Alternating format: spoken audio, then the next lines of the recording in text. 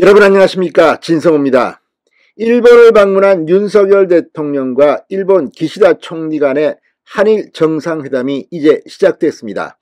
윤석열 대통령은 오늘 일본에 도착한 직후 바로 컴퓨터를 꺼내들어 화상회의를 시작했습니다. 오늘 아침 북한이 한일 정상회담에 찬물을 끼얹으려고 ICBM 도발을 했습니다. 여기에 대한 대응부터 윤 대통령은 시작했습니다. 그리고 일본은 수출 규제 전격 해제하겠다는 발표를 했습니다. 윤 대통령이 일본 총리 관저에 도착하자 의장대 사열을 준비했습니다.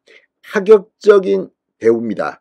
자, 기시다 총리는 오늘 이 관저 현관까지 달려나와 윤 대통령을 맞았습니다.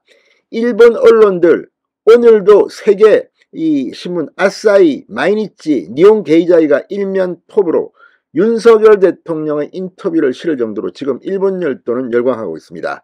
성과가 있어야 합니다. 일단 경제적으로는 상당한 성과를 이미 내고 있습니다.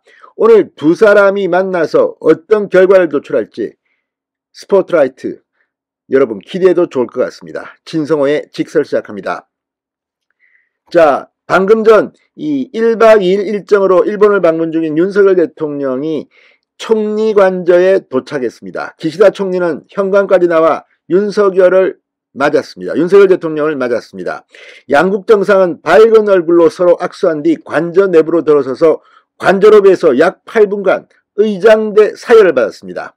태극기와 일장기가 개양된 단상에 올라 의장대와 마주선 채 차렷 자세를 했고 군악대가 애국가와 기미가요를 차례로 연주했습니다. 양국 국가 연주가 끝나자 양 정상은 의장대 앞을 걸으며 각자 국기에 예를 표했습니다. 다시 단상 위로 돌아와 잠시 멈춰섰던 두 정상은 상대국 국무위원들과 차례로 악수했습니다. 먼저 윤 대통령이 일본 하야시 요시마사 외무상 등 일본 측 인사들과 악수한 데 이어 기시다 총리가 우리 측 추경호 부총리 겸 기획재정부 장관, 박진 외교부 장관, 이창양 산업통상자원부 장관, 김성한 국가안보실장 등과 악수를 했습니다.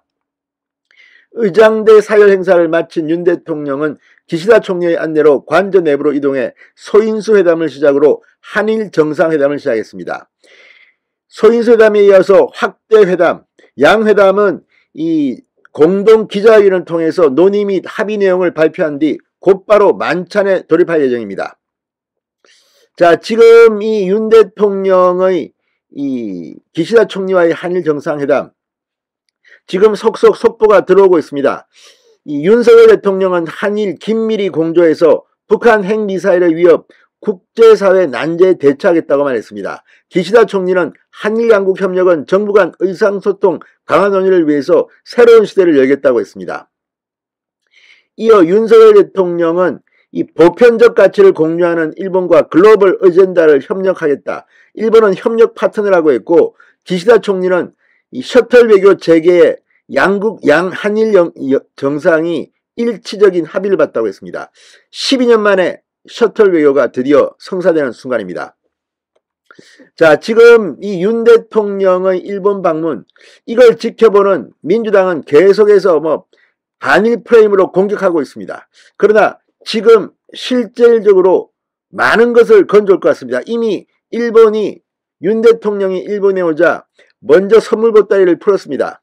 일본이 한국에 걸었던 문재인 정권 시대 때 이 정말 충격적인 조치였습니다만 대한국 수출 규제 이걸 완화하기로 했습니다. 일본은 반도체 핵심 소재 3대 품목에 대한 수출 규제를 전격 해제하고 한국은 3개 품목 조치에 대한 WTO 제소를 취하기로 했습니다.